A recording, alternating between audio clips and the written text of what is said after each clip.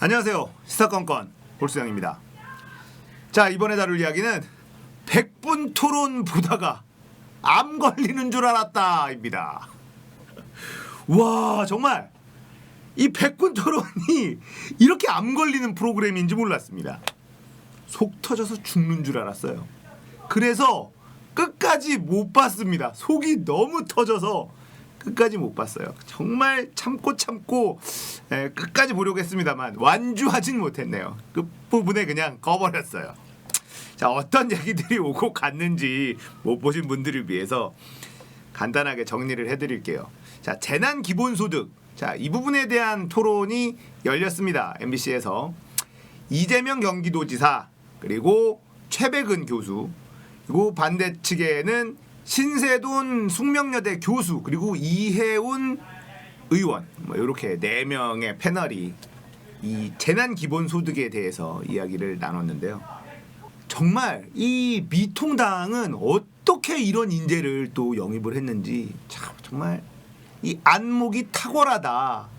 모든 경기도민에게 10만 원씩 지급을 하는 이 재난 기본소득 시행을 했죠. 서울시도 비슷한 거란데 서울시는 약간 선별적인 지원을 합니다. 그런데 경기도는 모든 경기도민에게 1인당 10만 원, 자, 이렇게 지역화폐로 지급을 한다. 자, 이 얘기를 가지고 이 신세동 교수와 이해운 의원은 반박을 합니다. 효과가 없다. 효과를 보기엔 너무 푼돈이다. 뭐 이런 논리를 펴기도 하고, 늘 얘기하는 이 보편적 복지와 선별적 복지, 뭐 이쪽의 어떤 프레임으로 또 얘기가 진행이 됩니다. 그런데 이 신세돈 교수가 이제 말귀를 못 알아듣기 시작을 하는데요.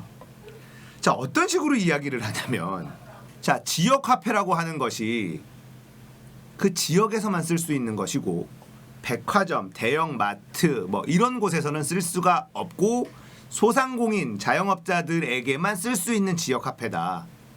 자, 그러면 이 지역화폐를 받아서 큰 데에서 내가 도매상이나 이런 데서 물건을 못 사지 않느냐, 이 얘기를 해요. 이재명 도지사가 아니 은행에 가면 현금으로 바꿔준다니까요. 그런데 말귀를 못 알아듣습니다. 3개월 안에 지역에서만 써야 되는 지역화폐 개념을 이해를 아예 못하는 거예요. 이게 돌고 돕니다. 막 속이 터질 것 같아요. 자, 이분이 이번에 미통당 선대위원장에 뽑혔어요. 공동선대위원장입니다. 정말 이 안목이, 미통당의 안목이 정말 너무 탁월해서 소름이 끼칠 지경이에요. 김종인 이 영감님을 또 모셔가더니 아, 이런 분 또 어디서 발탁을 했는지 정말 대단합니다. 자, 그리고 이제 최백은 교수의 진단이 저는 조금 인상적이었는데요. 자, 지금의 경제 위기는 여타의 경제 위기와는 좀 다르다. 소비자와 공급자와 뭐 일자리 이런 연결고리가 있는데, 자연의 생태계, 동물, 식물 이런 먹이사슬, 자연, 기후 이런 연결고리가 있듯이 경제에도 이런 연결고리가 있는데 지금은 이 연결고리가 끊어지고 있다. 그래서 임시 방편으로라도 이 연결고리를 일단은 끊어지지 않도록 하는 것이 필요하다. 그래서 지금까지 있었던 경제학 교과서에 있었던 어떤 처방으로는 치료가 불가능하다. 지금은 매우 특이한 케이스이고 위급한 상황이다. 이렇게 진단을 했어요. 결국 악순환에 빠지면 이걸 다시 회생시키기 굉장히 어렵다는 거예요. 소비가 이루어지지 않아서 일자리가 사라지게 되고, 일자리가 사라지게 되면 또다시 소비가 이루어지지 않는 이런 악순환의 고리에 빠지게 되면 이거는 돌이키기가 너무 힘들어진다. 훨씬 더 많은 에너지와 훨씬 더 많은 비용이 소비될 수밖에 없기 때문에 지금은 이 연결고리가 끊어지려고 하는 이 연결고리를 강제로 이어놓게 하는 처방이 필요하다. 그래서 이 재난 기본소득이라는 것이 가장 효과적이다, 이렇게 얘기를 하고 있습니다. 자, 반대쪽 신세돈 교수와 이해운 의원은 선별적, 이걸 얘기를 합니다. 자, 인당 10만 원 가지고 뭐가 해결되니? 자영업자 소상공인들한테 한 월 300만 원씩 해서 한 3개월간 1,000만 원 지급하겠다. 이 얘기를 합니다. 결국은 이쪽은 쓰러지지 않게 하겠다. 자, 이 논리의 근거가 조금 너무 웃겼는데요. 지역 화폐로 임대료 낼 수 있나? 이 얘기를 하는 거예요. 지금 소상공인들 자영업자들은 임대료 못 내서 못 버티고 있는데 지역 화폐 줘서 어떻게 할 거냐? 그러니까 소상공인들 자영업자들에게만 포커싱이 맞춰져 있습니다. 물론 소상공인 자영업자들 진짜 힘들죠. 지역 화폐 받아서 임대료 못 내요. 뭐 5인 가족이면 50만 원, 4인 가족이면 40만 원 들어오는데 그걸로 임대료 뭐 내겠습니까? 못 내죠.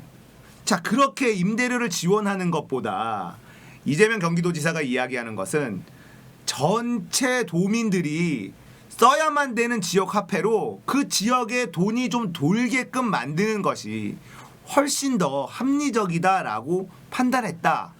이 얘기가 좀 더 설득력이 있어 보이거든요. 자, 그렇게 선별적으로 지원을 하다 보면 반드시 소외받는 계층들이 생깁니다. 애매하게 누락되는 사람들이 생겨요. 그리고 받지 말아야 될 사람들이 받게 되는 일도 생깁니다. 이 선별적 복지에 대한 어떤 폐해 같은 건데, 자, 그리고 이런 얘기도 있어요. 지금의 이 재난 기본소득, 이거는 지금 복지 정책이 아니다.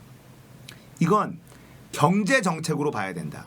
복지 프레임을 씌우면 안 된다. 이런 얘기도 있습니다. 설득력 있어 보입니다. 복지하면 나라 망하고, 복지하면은 베네수엘라 되고, 뭐 이런 프레임에 항상 갇히거든요. 그래서 이거는 복지 프레임으로 보면 안 되고 경제 성장, 경제 성장을 위한 정책으로 바라봐야 된다. 이런 이야기가 설득력이 있더라고요.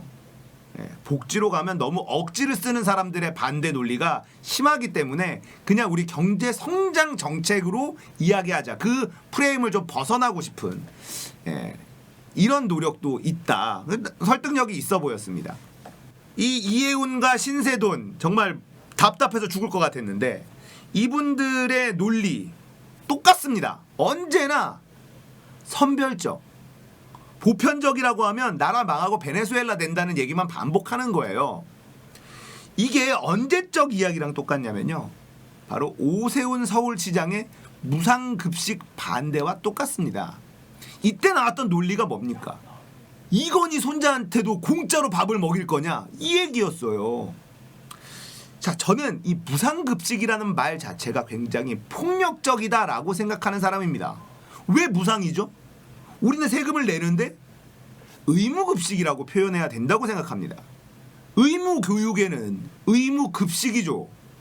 자라나는 어린 아이들을 잘 먹여서 잘 성장하게 만드는 것, 균형 있는 식단을 제공해서 잘 성장하게 만드는 것은 국가가 미래를 위해서 하는 투자입니다. 이걸 무상급식, 우리 애들이 뭐 거짓입니까? 공짜로 밥을 얻어먹습니까? 세금을 내는 사람이 있고 벌이가 적어서 세금을 못 내는 사람도 있습니다. 엄청 부자여서 세금을 많이 내는 사람들도 있어요. 이건희 손자한테도 공짜 밥을 먹일 거냐, 공짜로 밥을 줄 거냐, 이런 논리를 펴는 사람들한테 저는 진짜 답답하다고 느낍니다. 이건희 손자한테는요, 급식을 줄 때 고기 반찬 한 3-4점 더 줘도 돼요. 세금을 얼마나 많이 냅니까? 그 사람들 덕분에 공짜로 진짜 세금을 안 내도 밥을 먹을 수 있는 사람들이 있는 거 아닙니까? 근데 뭐 이건희 손자한테도 공짜로 밥을 줄 거냐, 이런 얘기를 하십니까? 이건희 손자한테는 밥도 한 숟갈 더 주고 고기 반찬도 따로 더 주고 계란 후라이도 하나 더 얹어줘도 돼요. 무상급식 때 펼쳤던 논리가 지금도 똑같이 펼쳐집니다. 그때 이미 안 된다는 걸 다 경험을 했을 텐데 아직도 저러고 있는 모습을 보니까 정말 대한민국 미래가 밝구나, 미통당의 미래가 어둡다는 것은 대한민국 미래가 조금씩 밝아지고 있다는 뜻이다. 저는 이렇게 생각을 합니다. 무상급식을 반대했었던 논리와 지금의 재난 기본소득을 반대하는 논리가 어쩜 그리 똑같은지 단 한 발자국도 나아진 것이 없습니다. 전혀 새로운 상황이 펼쳐지고 있죠. 전 세계가 전혀 새로운 상황을 맞닥뜨리고 있습니다. 10년 주기의 경제 위기설이 있습니다. 전 세계의 경제 위기가 10년 주기로 온다.